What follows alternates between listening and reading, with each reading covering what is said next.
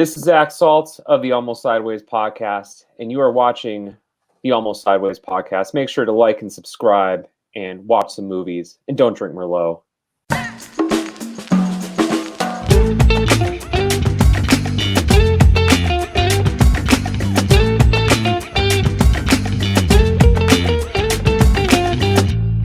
It is the favorite for Best International Film at the Oscars. And it is the latest from Mads Mikkelsen and Thomas Vinterberg, Another Round. And okay, well, Todd, you're going first on this one. Todd, tell us about Another Round and what you thought. So, Another Round was the Thomas Vinterberg movie from just last year. So the theory of Finn Skarderud says that the human body's optimal blood alcohol content is 0.05%. And increasing it to that level will help your brain and your life by making you more social and more creative and have more ambition. So 4 friends decide that they're going to put that theory to the test when they come to some sort of a rut in their lives. Mads Mikkelsen plays Martin, who's a history teacher, and his 3 buddies are his colleagues at the school, and they similarly have been resigned to being sort of boring instructors, to kind of despising their own existence and their deeply unhappy home lives. So they get really excited about the prospects of the experiment, probably just because they want something to break the cycle of their perpetual decline of their lives.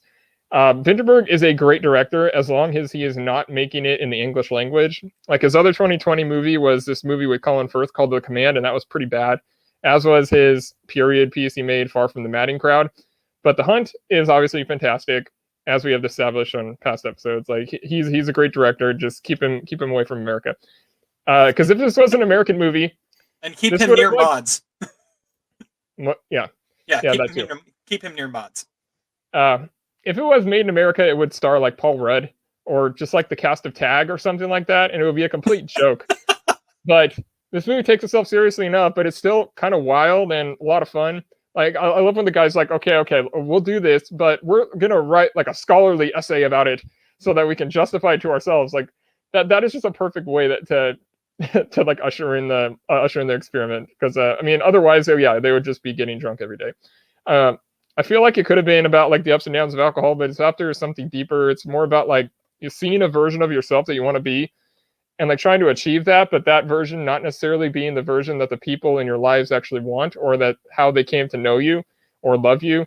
It's also about like learning to enjoy the little things in life that make life worth living, similar to Soul in that way, I guess. It would have been, I guess it could be an interesting kind of piece of like The Way Back, but it's like way more responsible because they don't actually drink and drive at all in this movie, which is something The Way Back did not achieve. It also kind of reminded me of Smashed, which especially when they're when it's focusing on their domestic lives of the guys. There's way too much Smirnoff in the movie, but even with that, it's funny. It's like tragic. It's uncomfortable and exhilarating and painful and sort of hopeful in the end. I love this movie. I'm giving it 3.5 stars, and I now actually have it my number 8 of 2020. Wow. Okay. All right. I'll go next on this one. And yes, I meant to say that I'm going next. Okay. Yeah. So yeah, I agree with a lot of what you said. I'm giving it 3.5 as well.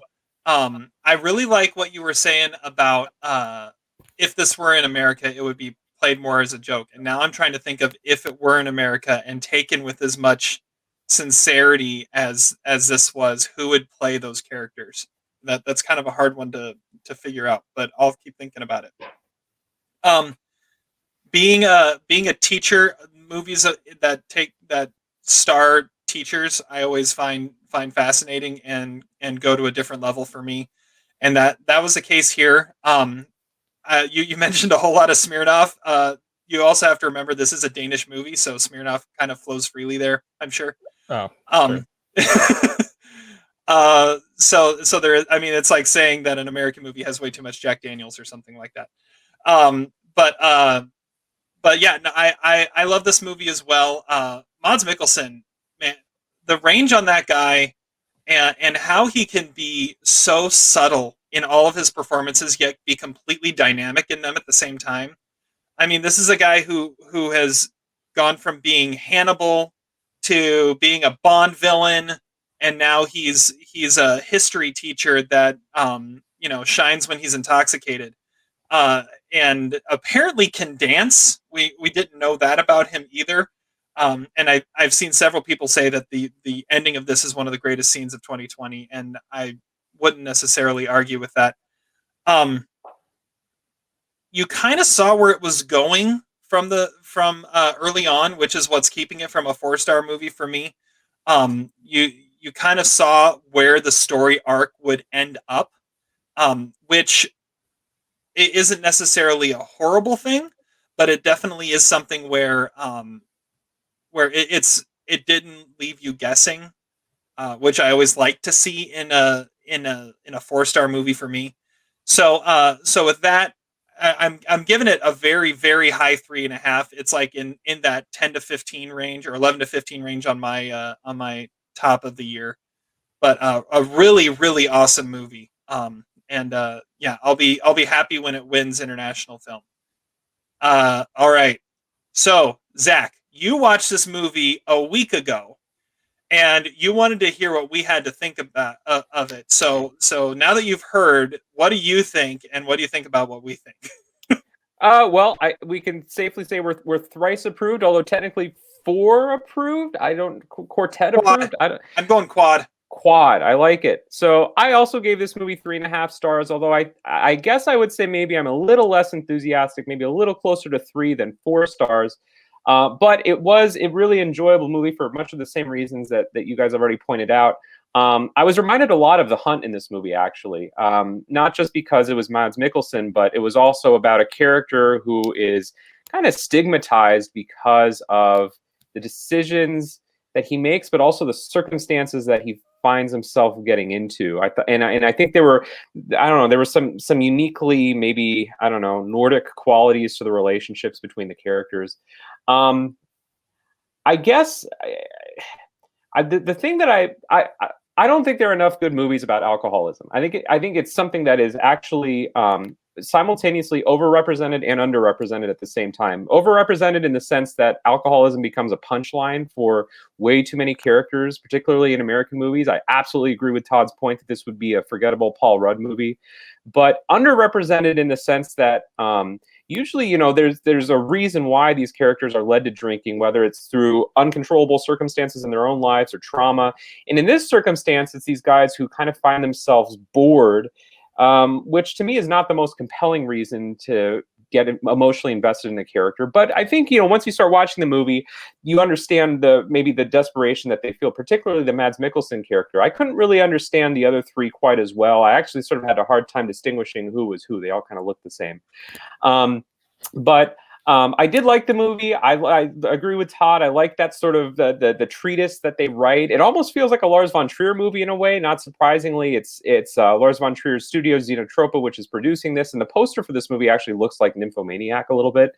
I guess I would also say that I don't really love the resolution of this movie because it becomes more of an, how should I say, it becomes more of an exercise than actually something that realistically people would go through. I think the movie tries to do its due diligence by showing the consequences of drinking with one of the characters, but the other 3 characters, well, again, I don't want to spoil too much of it, but the other characters just sort of, I don't know, they kind of move on. And I don't think that's a very accurate way of depicting alcoholism.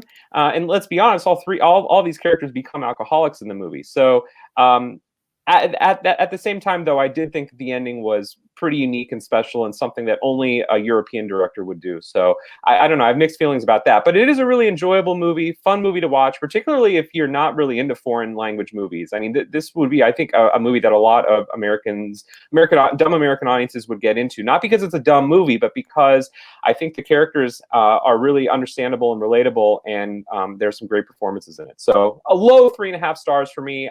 Not quite as enthusiastic as Adam is, but it's still a worthwhile movie to check out.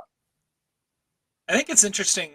One of the points that you made also about it being a foreign film instead of an American film. A lot of American movies about alcoholism and alcohol in general approach it in terms of excess and as a vice. This is much more approaching it as curiosity, almost. Mhm. And I think it shows. I mean, Zach, you and I have been to Europe. It shows just the different attitude that Europe has towards alcohol, as opposed to a lot of the attitudes here and a lot of the stereotypes around it. Where here it is looked at much more as a vice and something that you do to excess, instead of just something that is much more social and just kind of a part of life, as it is in Europe. Would you say that's accurate? Yeah, I guess that's fair. And I think in a way they're more responsible with alcohol, which is going back to Todd's point about the drunk driving. I thought that was actually a really interesting point in the movie, is how conscious they are just to do that very thing, to not drunk drive or drink and drive, excuse me. But Yeah, like he has a couple swigs like early in the day, and then by the end of the day, he's still like, I'm not driving. I was like, oh, okay, good job, dude. And I mean, there's another exchange in this movie that involves someone who is underage, who is instructed to drink as a way to cure the ailments that they have. And I don't see that scene really flying in an American movie, at least in the way that this movie shows it, as kind of like a almost funny, kind of, cute scene in a way. But no, yeah, well, it starts out with like the kids being completely wasted, and like the teachers know that about the students. So I mean, it really is just accepted that people are going to drink regardless. So well, yeah, and it's also definitely what happened here, though. Yeah. Another thing to remember is, in much of Europe, the drinking age is 16 and the driving age is 18. So they learn to drink before they learn to drive, which I makes a whole lot of sense to me. I don't know. Yeah, I do agree though with Todd's point that the movie does find a really good balance between, more a moral lesson, but also really fun to watch at the same time. And I think that's a hard line to balance, because it's not a movie that advocates drinking, but it's also not a moralistic hygiene film from the 50s that shows that, is meant to scare the living shit out of you. Like, it does a good job, I think, of balancing that. I don't know. I wish there had been maybe another chapter to the characters' lives, or something that maybe even could show us how Mads got to the final scene, because I'm kind of curious. I think there's like almost a chapter missing from the story, but maybe that's not what this movie is. And that's okay. It's still an enjoyable movie. Well, and I like Todd's comparison to The Way Back, and as I'm thinking about it, I mean, because that's a very similar thing, where you've got this guy who constantly drinks and then has to work with kids. But I think that shows a difference between an American movie about alcoholism and a European movie, where that one, he's defined by his drinking and shines when he is able to break free of it. And here it's a bunch of people that are trying to find something new and unlock something in their life, and realizing that just a little bit of alcohol does it. And I love that second act of this movie, where they try it and realize that it does unlock something for them, and then they take it too far. I mean, you don't see a progression into the excess of alcohol quite like this very often. And I would argue that some of that that not all of them necessarily become alcoholics. I don't think. I think they're able to learn their lesson and go on being responsible drinkers at the end of the movie. Yeah, when they go on their like serious bender, like they definitely have the like superiority mentally to be able to compartmentalize what they're doing. So I mean, so yeah, I guess there's that. I get that. I wish the movie could have shown that, I think, maybe in a little bit more detail for me. Because there's no relapse in this movie. I mean, it's kind of like bing bang, they're over it. And I don't know. I don't feel like that's very realistic. But again, that's maybe not what the filmmaker, it has 2 hours to show these events, right? So extend it out maybe, but like, I get it. But it's a missing chapter that I think is sort of important in this journey that they have. Well, they're like childlike almost in a way while they're doing it. It's almost like they just turned 21 and they just go on a bender for like a month, and then after that, like, you probably don't want to see alcohol again for quite a while. But Also, I think this movie has my favorite fishing scene ever when they go try to catch fresh cod. That was just a beautiful scene. That was a great scene. That was awesome. And the guy who needs it he's not even there. I love that concept too. It's like they're all out in the store, so they just go onto the dock and try to catch some. That was great.